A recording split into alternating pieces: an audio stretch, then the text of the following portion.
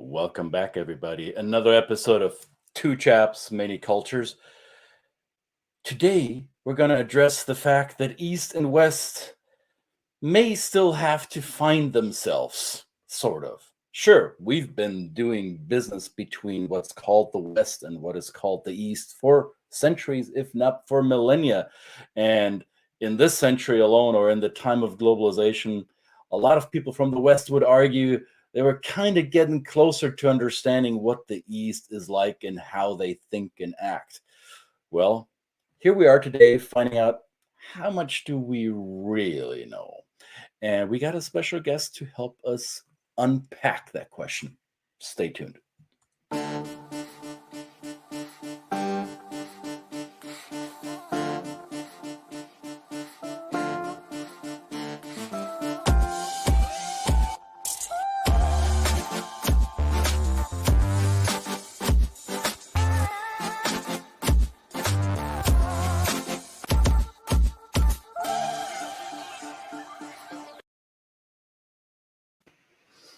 G'day, mate. How you doing? I'm bloody fantastic. How are you? Oh, can't complain. Man, it's been a while. What took us so long? It's been a moment. Yes, a bit more. We've been doing a bit of travel and, back to work, back at it, anticipating the beautiful fall weather here in the US of A. We're not using the F word. No, not on this program. Okay, no autumn. No, that's not what I'm talking about. It is still full-on summer where I am. All right, mate. I refuse to accept anything else. I'll believe you. Well, welcome, everybody. Another episode of the #1 show on the internet about the business of culture and the culture of business. We are having a wonderful discussion, something that's close to my heart because I love the East. I'm a bit of a fan. I don't know about you. A bit of a fan. Well, I mean, I'm going to throw in another dimension to this East-West thing. Today's, as we're recording this, is August 13th. It also happens to be Friday, and some people may make that thing with the 13th and the Friday. I don't know. Is there a black cat nearby? No. What August 13 means in my native culture, in the country that I come from, Germany, today, 60 years ago, the eastern part of Germany, the Soviet-controlled part of Germany, decided to build a wall in Berlin to keep East Berliners from defecting into the West. So East and West doesn't necessarily have to mean the same thing depending on where you are. If you're asking people, how much do you know about the West or the East? It depends on where in the world you ask that question, right? So here we are in 2021 and the Berlin Wall is gone except for some commemorative pieces that were left to remind us that those kinds of walls don't work. But we're here today to talk about the East and the West in the sense of more global geographic orientations, the West being, I think for lack of a better definition, Europe and the Americas, and East being probably everything east of the Ural Mountains in Russia, including, well, the eastern parts of Russia, Mongolia, China, India, Japan, and all the Southeast Asian countries and cultures. So it's a fairly fluid definition, isn't it? Absolutely. And one might argue the country I'm from, it's like, I guess, geographically aligned and in a similar time zone. But the people that have visited there certainly might not identify it as the East. So we kind of are grouped, or we know businesses actually sometimes even group Australia, New Zealand, the Pacific island there, as they group them, I guess, in marketing terms and things like that, more aligned with Europe because of the way the colonization has taken place. But anyway, so I think wherever you think East or West is, you see the scroll bar there in the bottom. Let us know where in the world you're tuning in from. Whether it's east, west, it might be north or south, it might be dead center. Where you are, you might feel that this is the center of the universe. Let us know if that's the case. Also, let us know how you feel about the F word. What season is it where you are? Mhm. I'm curious. I am really curious. But enough of that. We have a special guest today who has traversed between the East and the West, or the so-called West and East, many times, and now finds herself living in what we Westerners would probably call the East. Welcome to the program, Miss Michelle Bradley. Thanks for taking time, Michelle. How are you? Yeah, great. Thanks, Christian and Brett. Nice to see you here today. So you're in the East. Tell us exactly, what does that mean? What's the East for you? And do you feel like it's the East? Well, right now it's, 90 degrees and we have lots of typhoons and it's super humid. So it definitely feels like the East. So I'm looking forward to that F word, fall. Yeah, I'm in Taipei, which is the capital of Taiwan, which is very close. It's like kind of below Japan, next to China, above Southeast Asia. So it's kind of a mixture of all those places, yeah, culturally. But that's not where you're originally from, right? So can you, in simple steps, retrace the journey that led you to Taipei? Sure. All right. So I was born in the Big Apple. I'm from New York, and you know what they say: you can take the girl out of New York, but you can't take New York out of the girl. So I still have the New Yorker in me. But then when I was in elementary school, we moved back to my mother's country, which is South Africa. And I grew up in Cape Town, which was a very culturally diverse and interesting place to grow up. While I was in high school, Nelson Mandela was released from prison and became the first democratically elected president. That was a very exciting time there. And then I left South Africa and went to university first in the US, in Boston, and then in Melbourne, Australia. And after that, I slowly started to develop a very strong interest in the East. Originally, it was based on my father's love of Japanese and Chinese culture. So I did a lot of reading of literature when I was in high school. And then around the time that I was graduating from university, I became very interested in yoga. And that sparked my interest in Indian culture. So from there, my travels took me to India. I worked and I volunteered in Ladakh, which is right next to Tibet. It's between Pakistan and Tibet, but it's part of India. And I basically, literally, I traveled all over from the Himalaya to Hanoi and went to many different places, lived in Japan for a year, worked in Vietnam, and then finally came across this little gem, like this jade gem in the Pacific Ocean called Formosa or Taiwan. I got a job offer in 2007. I was really young and loved living in Asia. So I just decided to check it out for 1 year. And 15 years later, here I am. I love it. Yeah. So, which reminds, and thank you for retelling that story. I had a faint memory of that name Formosa, and I didn't research that. Who called the island Formosa? Portuguese sailors, or Yeah. who did it? Yeah, okay. That's right, the Portuguese, yeah, which means the beautiful island in Portuguese. Muito bem.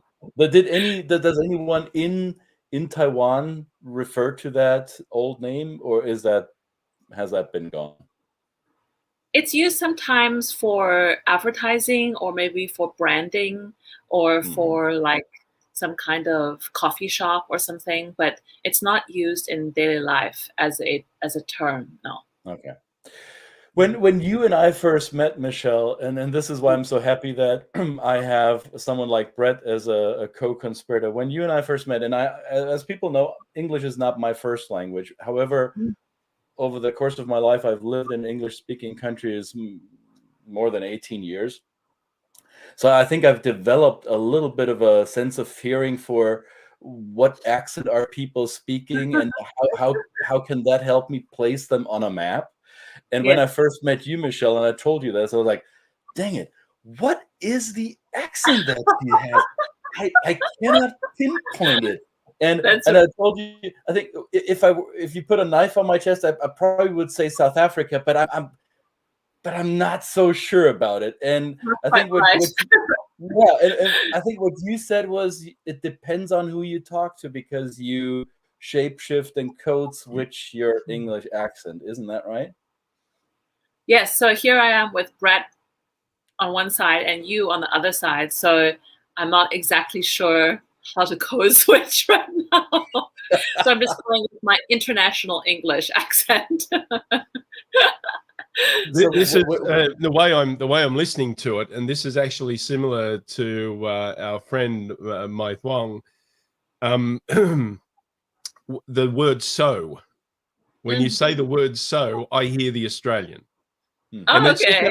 it's just that one word, right? You say it like me, and I go, that's where my ear pricks up. It's amazing how the brain, we focus on that word. And when you say it, I go, yeah, there's the Aussie. There's the Aussie. So. Yeah, indeed. I love when you talk Australia. to your mom, when you talk to your mom or to a South African family, I'm sure the South Africanness perks up. Do you ever find yourself having the pendulum swing back to the more East Coast American? Sure, especially when I'm in Taiwan.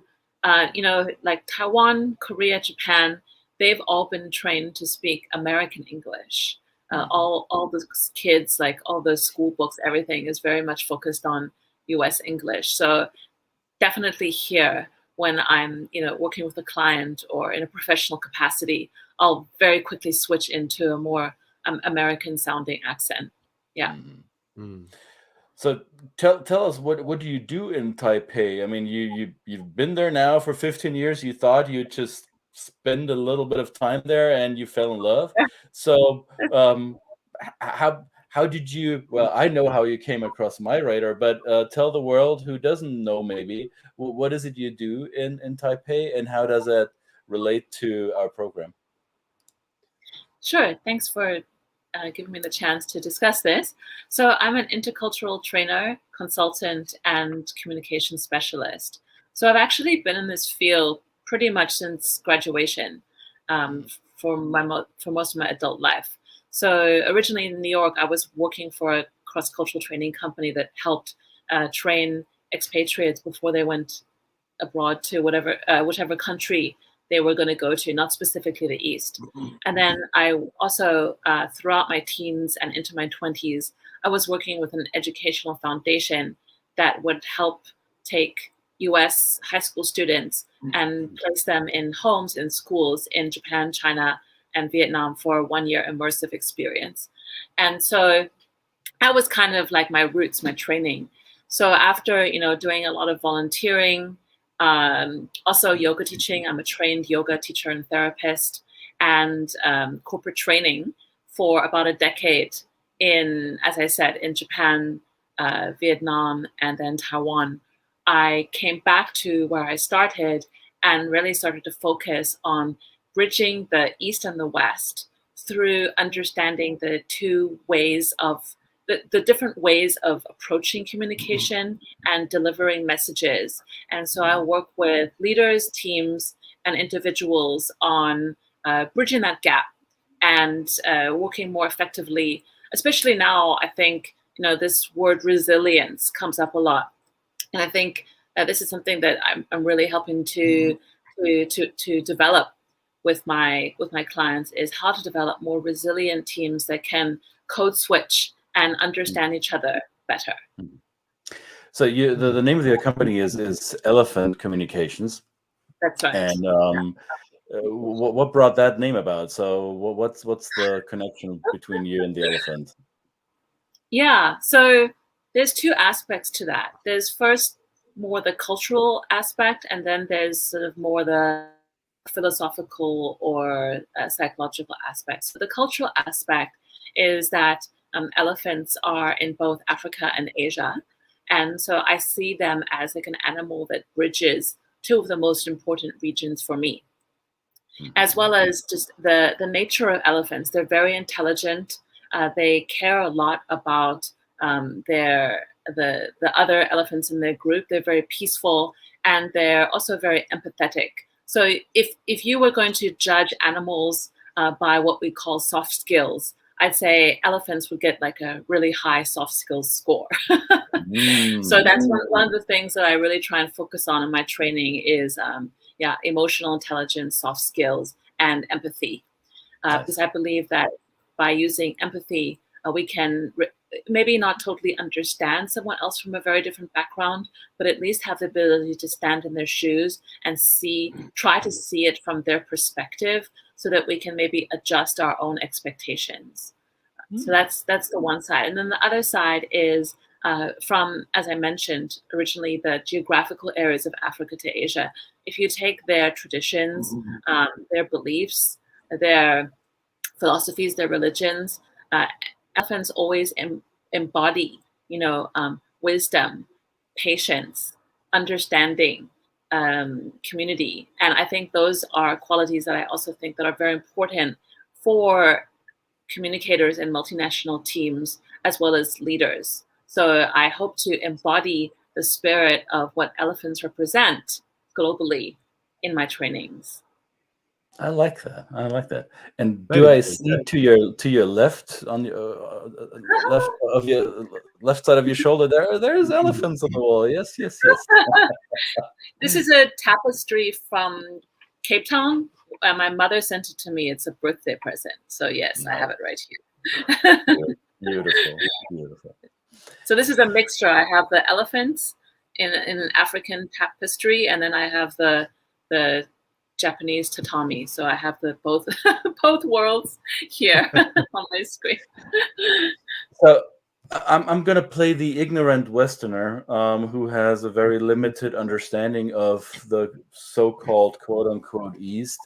And what do you tell people who enter that space for the first time and do so with the assumption that there are plenty of similarities, if not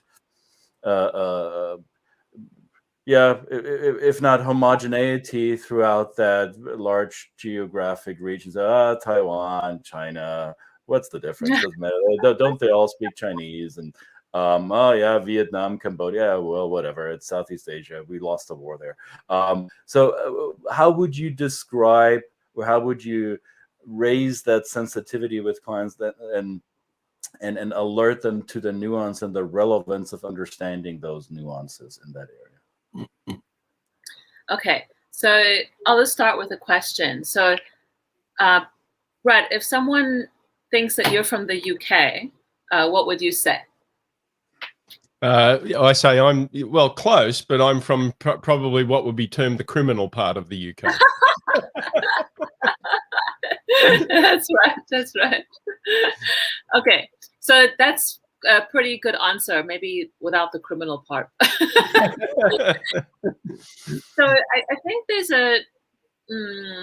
like, Christian, you being from Germany, you'll feel like the difference between you and someone from France and someone from Italy and someone from Norway is very different. But if you have someone in Taiwan and there's like a German, a French person, an Italian, and a Norwegian person walking down the street, it would be unlikely that someone would be able to differentiate between the four of you unless they had directly experienced one or several of those cultures. So I think it's just, if I were a stereotypical German, they would be able to differentiate between me and those other nationalities you mentioned, because they dress better than I would in that scenario. Right. Yes, yes. Yeah, maybe if you want to mention that point, maybe they would know who was the Italian. Yeah, they look at the shoes. Yeah. Okay, so yeah, and maybe you could even take that analogy for this part of the world. But from my perspective, having been different places and encountered different people, it's just really a matter of how much exposure you've had to that region. So if someone is brand new, then if someone is brand new to this area, then I probably wouldn't begin to try to explain the differences between the regions. but rather I might try to just educate them on one region and see like how they can connect with this part of the world. For example, I think actually Netflix is a great resource for younger people who really like that, or video games, or maybe for people who like to read, you could introduce them to some books, or for people who really like to read magazines or like Japanese anime or whatever. So I think what I would do, based on my experience with training, is I would first understand their background and understand their interests, and then try to like marry the two. And then from that way, they could absorb the information and understand it a little bit better. Thank you. Go ahead, Brett. I think that's a great approach. There are obviously situations where a Western manager might be going into a situation where they are located in a certain part of Asia, of course. Yeah.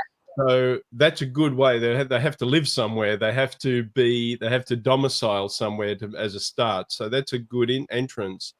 But of course, then they may have to manage multiple countries, and that kind of thing. So how soon do you think somebody should start to expand that knowledge? I mean, it might depend on their job role. They might be forced to do it because of what they need to do. But I mean, as I said, I said in the intro, I love the East. I mean, I've done business in China, and I really have a fascination with it. You mentioned the word resilience. You used a word. You defined a word.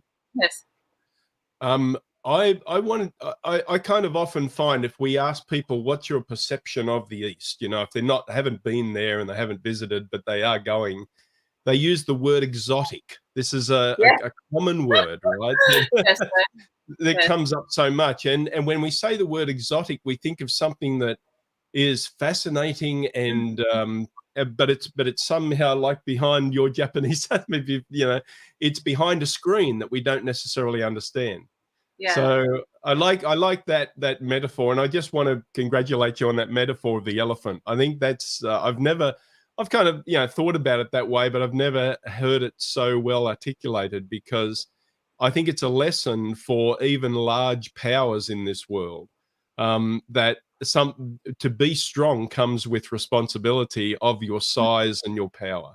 And the elephant does demonstrate that they do that in such a wonderful, empathetic and graceful way, despite their size and the power that they probably could deploy. But thank you very much. I just wanted to touch on that. Yeah.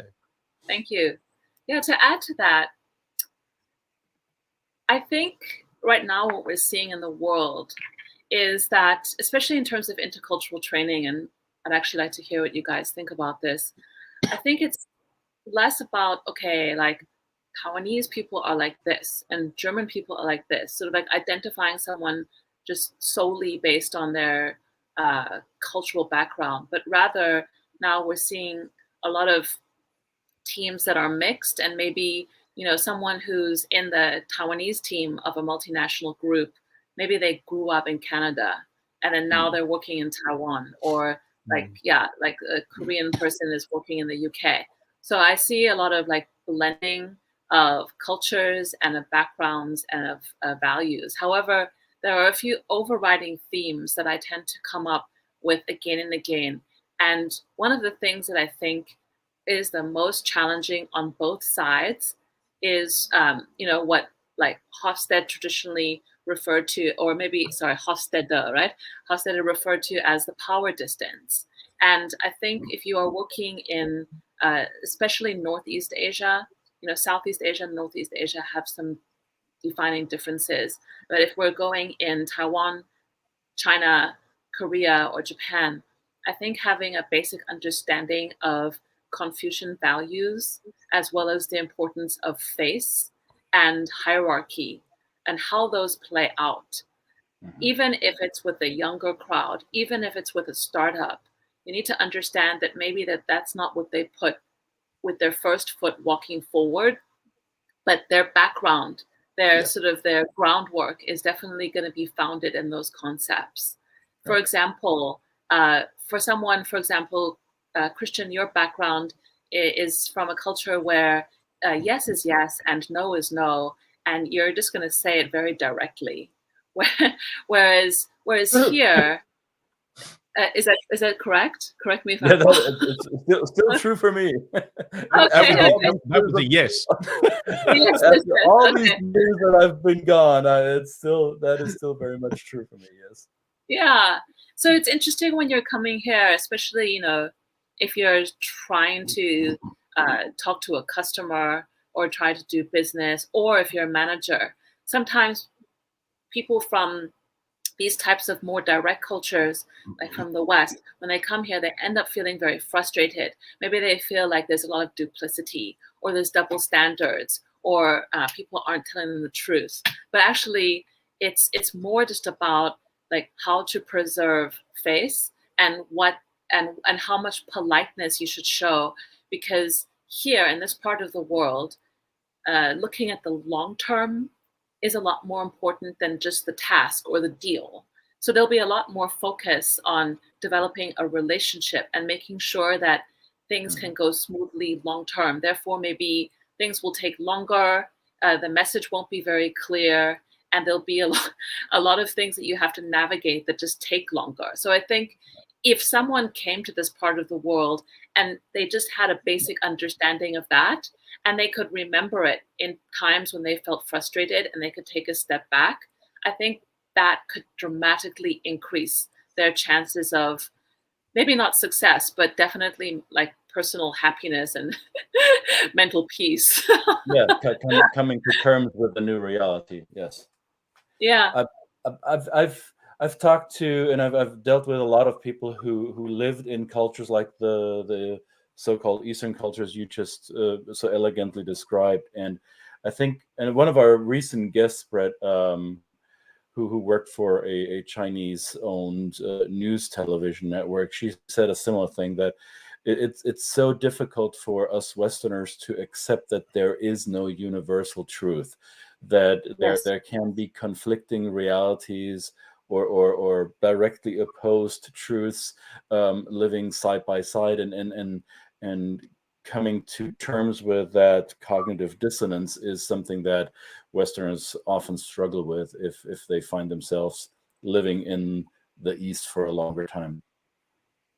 Yes, for sure. For example, if you take philosophies and or religions, like from basically the Han Dynasty, which was before the the AD, like before what we call the time of Jesus Christ's birth. Even Yes. before that, in the Han Dynasty, there were many different philosophies that coexisted, and there was a period of time called the 100 schools of thought. And even though many of those schools of thought have died down, you can see now even there are many different ways to approach a situation. Often they will embody different aspects. For example, maybe this belief system comes from Confucianism, or maybe, and then also a combination with Taoism, and then also there'll be some Buddhist thought, and then also Christianity also influenced. But for people here, all of those things can exist at the same time, and they can all be true, and they don't compete against each other. So it's the same with like political systems, or operating systems in companies, or even in relationships. There's not one like linear definition, and so there's a lot of gray area can exist, and people are comfortable with that. Mm-hmm. Now, you brought up an interesting point. You said on the list you just named was also political systems. Now, the West would be quick to jump to the conclusion that there is a clear distinction in terms of political systems between the People's Republic and the democratic country, which is Taiwan. Sure. Do people in Taiwan view it the same way? Do they view themselves as uniquely distinct and different from mainlanders, or do they also take a many different truths approach to that question? So this is also like a yes and no answer. I think it partly depends on the generation.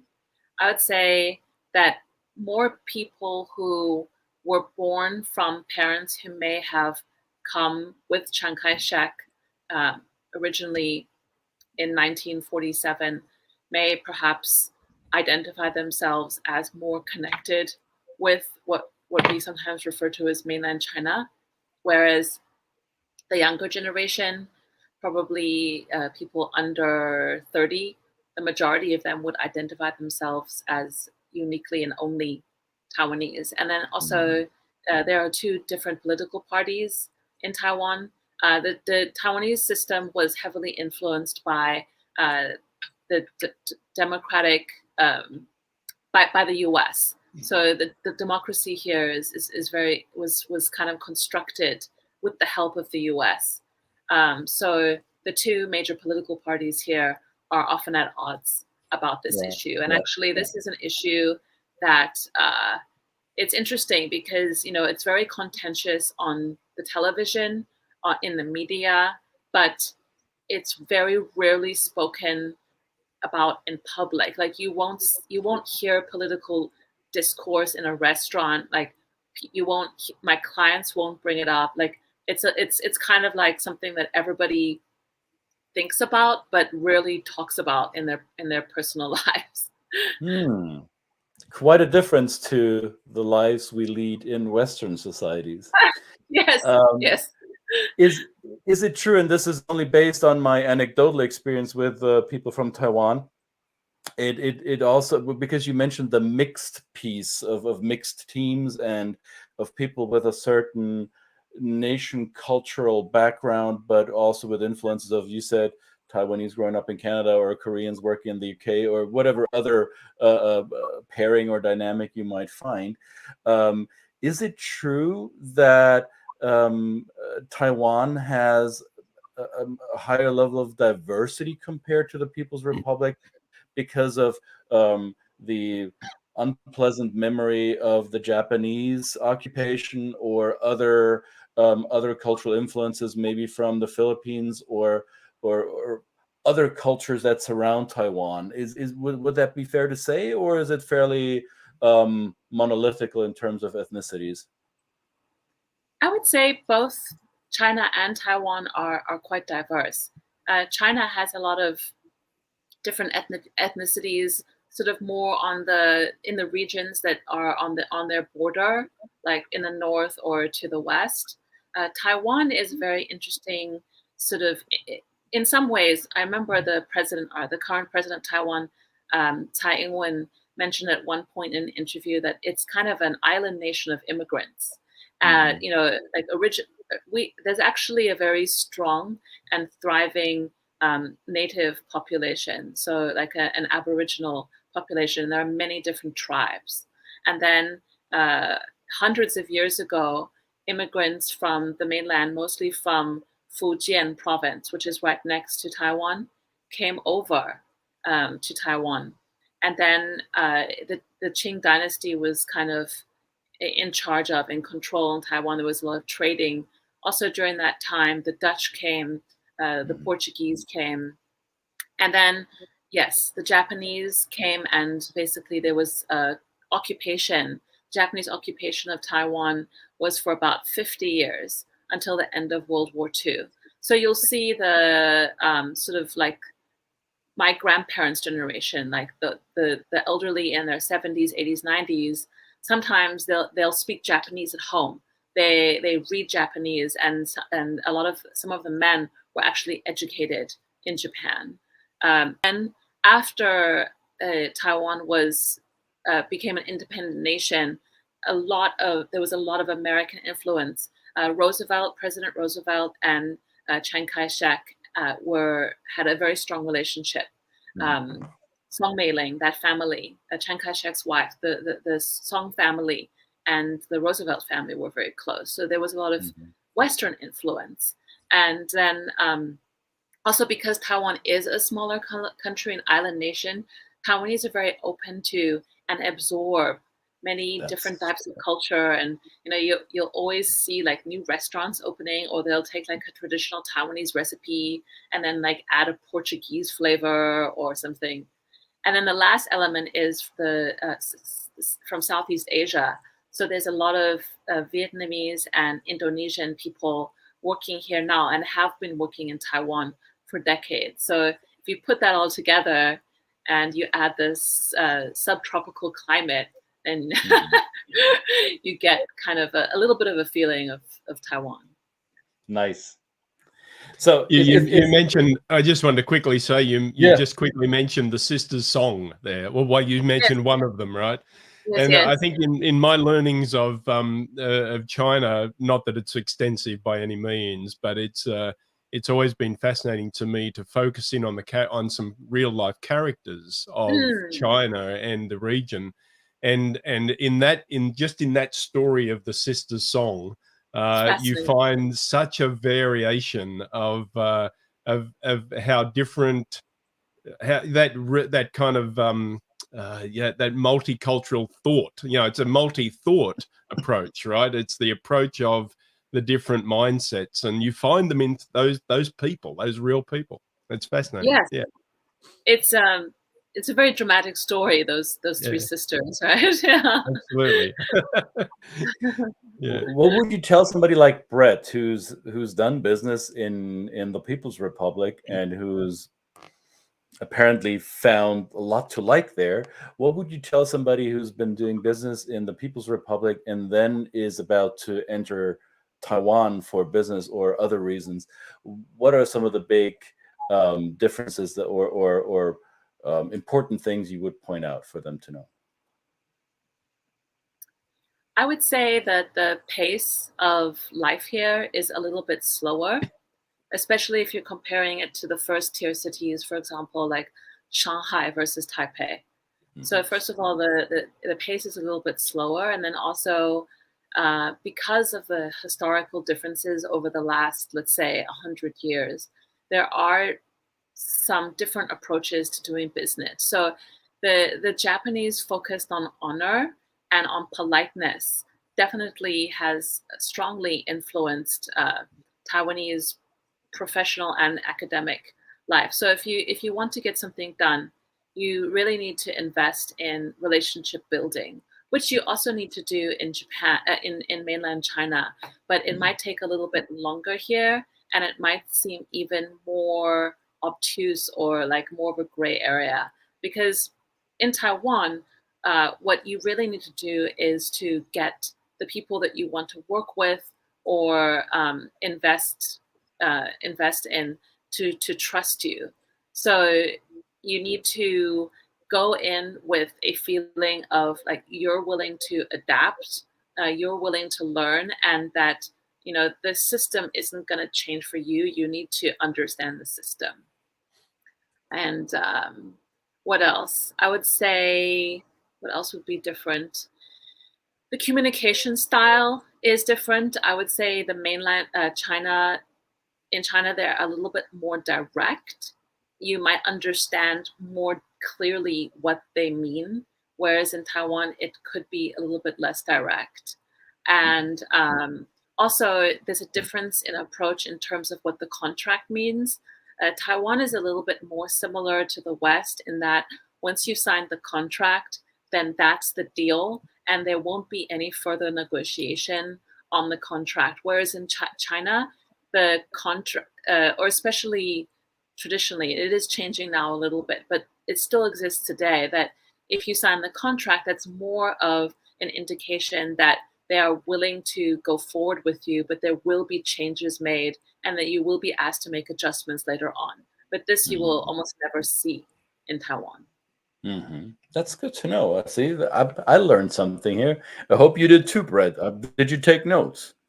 Absolutely. I mean, I've been taking notes. And I think what I've found, my business in China has been, it's been probably 7 years since I've been there.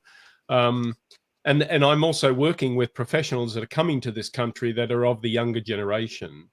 And I think we've even found, and Christian and I work with, and no doubt you do too, Michelle, with tools and dimensional tools that we use with our clients. And we've seen some of those things in relation to, say, certainty and risk, We've seen some of these dynamics shift towards a more Western style of interaction. And as you said there, those nuances are really important to understand.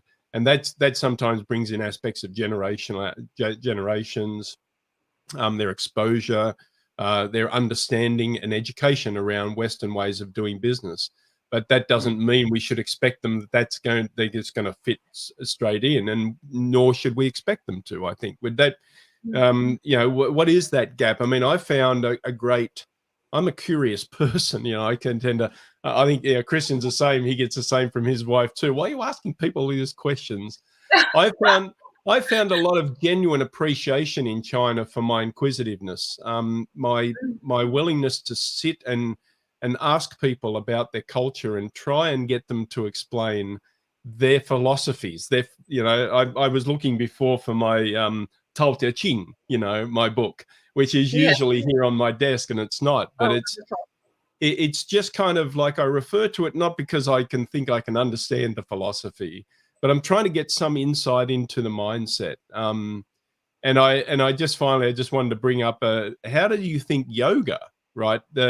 Even here, the practice of yoga in the US is always kind of very structured and time, and time definitive, because they've adopted that culture of the yoga practice. But does yoga really reflect that sense of longer term thinking, the reflectiveness, the insightfulness that Eastern people often celebrate within their own life and existence?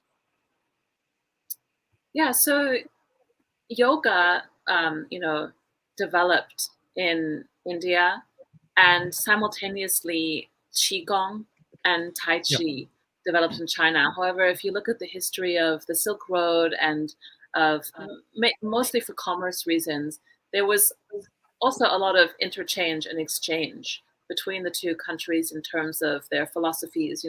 Buddhism came from India and then finally sort of settled and grew in China.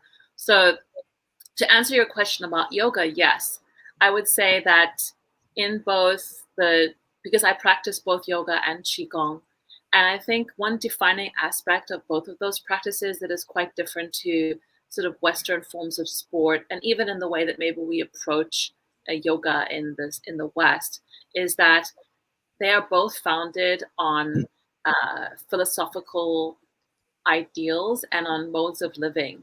And the traditional way to study yoga is actually called the Eightfold Path.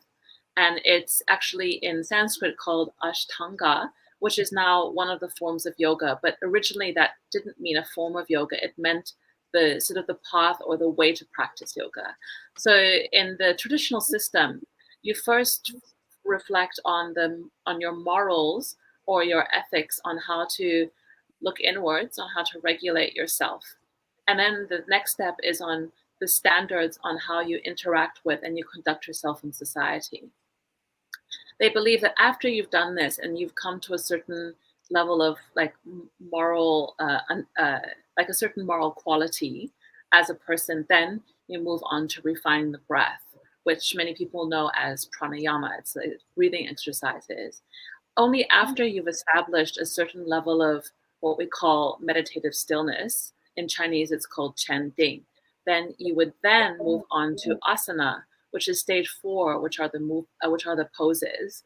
So just to explain, I wanted to give you a little bit of background because that's super different from how you sort of access it, in the West. If you go to a yoga class, it's like, oh, let's work out, put my Lululemon on, like downward dog,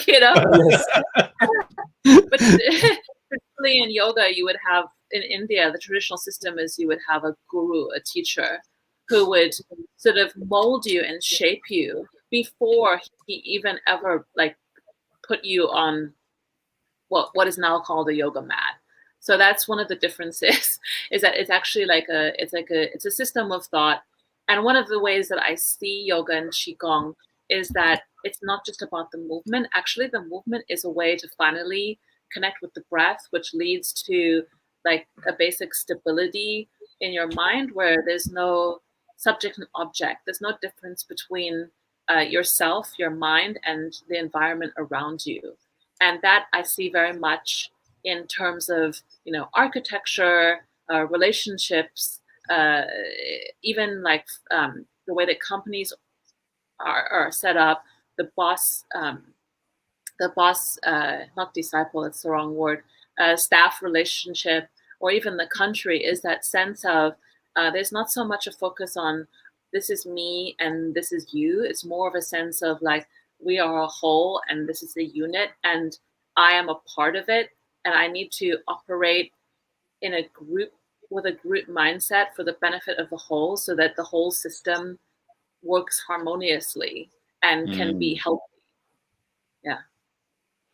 Nice. Nice. I haven't heard it explained that way. I think that was beautiful. Thank you, Michelle. And you have a fan here on LinkedIn who says you're looking behind the surface and that they went for your engagement to make that be hidden. What's hidden beyond the surface, making that visible. Awesome. Thank you for that comment also. Thanks for watching, folks. And I want to remove that comment again so we have a full screen here. When you notice this and you made light of it and said the Western way of doing yoga and putting on your whatever brand yoga pants and doing your downward dog and warrior pose and whatnot, how does that make you feel when you witness that in the West? Having lived in Taiwan for so long and having lived in India and then having absorbed the practice in its more original form, and you see it being, I don't know, commercialized, corrupted, or I don't know what the proper word would be in the West.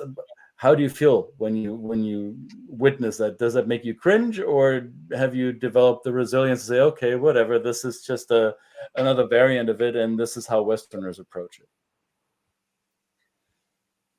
I think if you have a way to make yourself healthier and happier that is positive and doesn't cause harm to other people, then you should do it.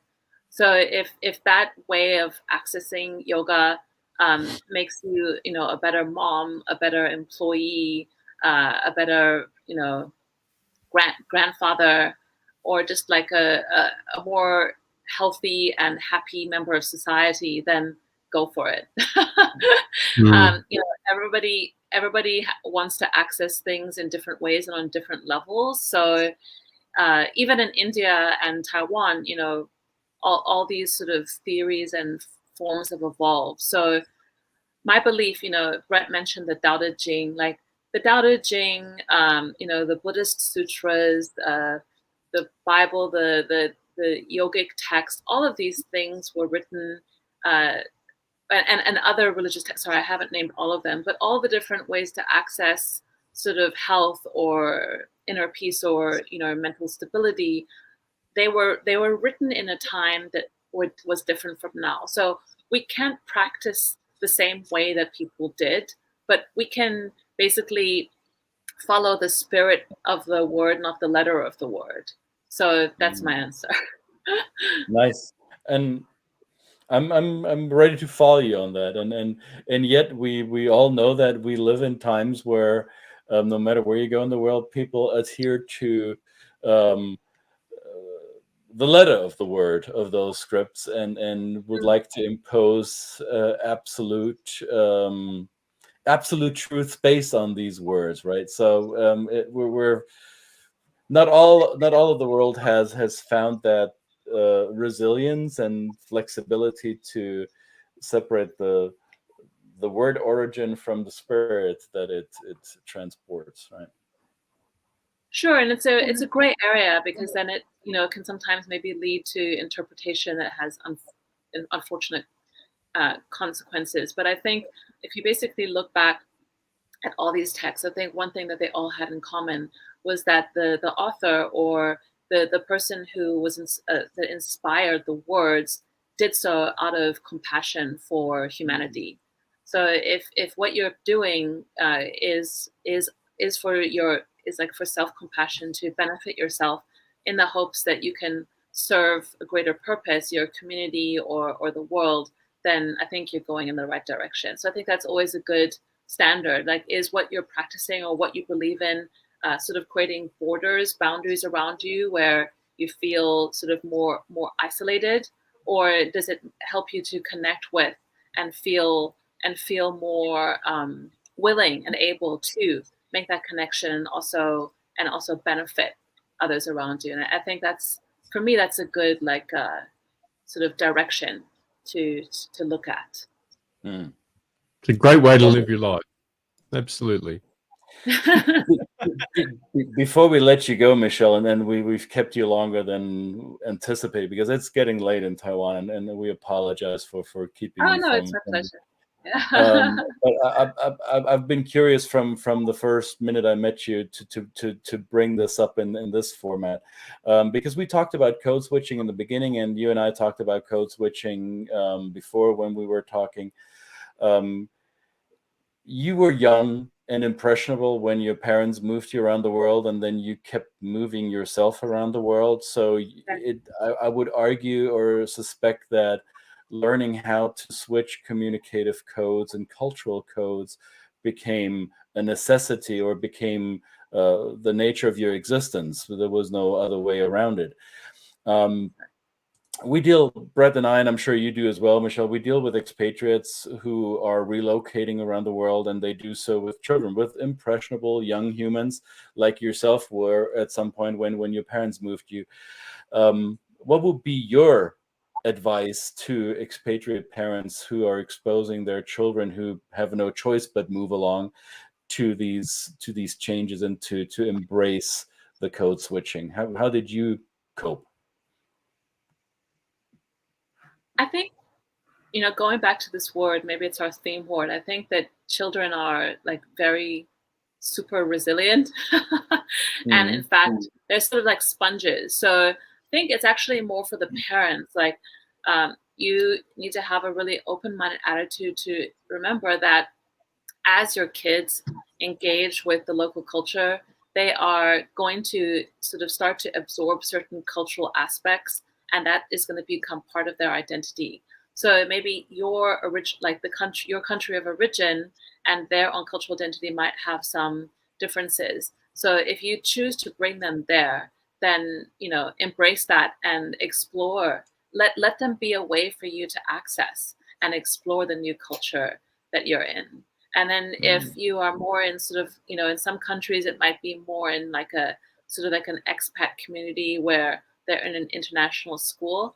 If that is the case and the environment that you're in is safe and there's no other issues to consider, my advice is to really try to engage with the local culture and give them a taste of what it means to do things in a different way. Like, for example, because of my father's background, he was always very interested in connecting my sister and I with the East. So when we were living in Manhattan, on Sundays, like all the other kids could go for, brunch and eat like pancakes and bacon and eggs. And we were down in Chinatown, like eating dim sum, and, going to the Taoist temple and praying. And I was like, Dad, why do we have to eat this oily food? But it paid off. So, really like keep an open mind and avoid judgment. Enjoy it, and I'm sure your kids can teach you a thing or two, actually. Nice. I'm curious because you mentioned New York and Sundays and going to a Chinese restaurant. I would suspect, as a New Yorker on a Sunday in a Chinese restaurant, you also had plenty of opportunity to engage with the Jewish community. Yeah, that's right. Oh yeah, so New York well. Yeah, that's funny. we did a whole episode on this. Yeah. Yes. And Christmas dinner. Yeah. Yeah. And I do have one. The probably the most important question you're going to answer today, Michelle. Right? As somebody who's spent a little bit of time in Australia, your answer on this question maybe influence how I continue to, to embrace your work. But this is just yes or no. I'm going to throw something up on the screen. Yes or no? Okay. No.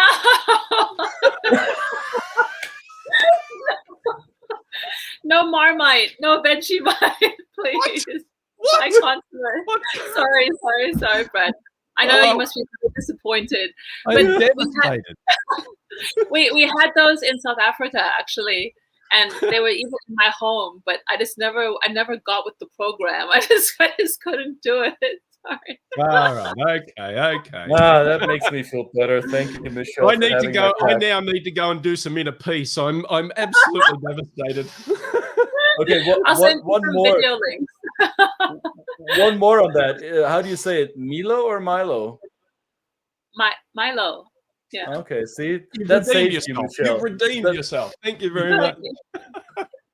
I was like, what's Milo? Well, Milo, I'll tell you a story that this came out of. I had my friend from Australia bring a big can of Milo from Australia to a conference here in the US. And I don't know what inspired me to do this, but at the grand event that is the culmination of this conference, which is a big dinner, I took this big can and I put it on the table that I was sitting on. I was immediately accosted by a lot of people from Kenya, Nigeria, and also some like Colombia and places like this. They're going, "Where did you get Milo? Where did you get Milo?" Well, but they were going, "Where did you get Milo?" And I went, "Milo? This is not Milo, it's Milo."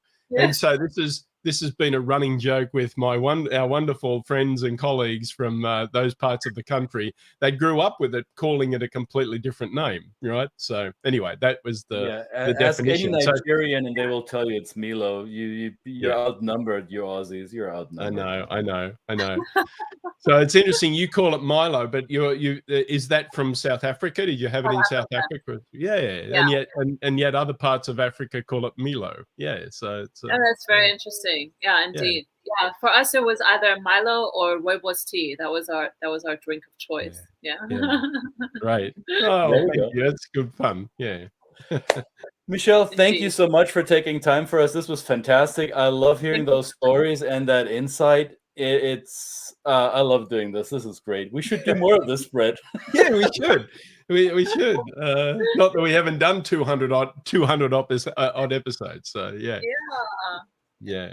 Well, thank you so much, Michelle? Christian and Brett. I really enjoyed it. Yeah, thank you a lot. We did too. I hope you have a wonderful weekend and continue doing the great work you do and shedding light on what's behind the curtain or underneath the surface. Be gentle with the elephants, and we'll see you again soon. All right. Thank you. Ciao for Thank you now. so much. Bye, guys. Bye. Bye.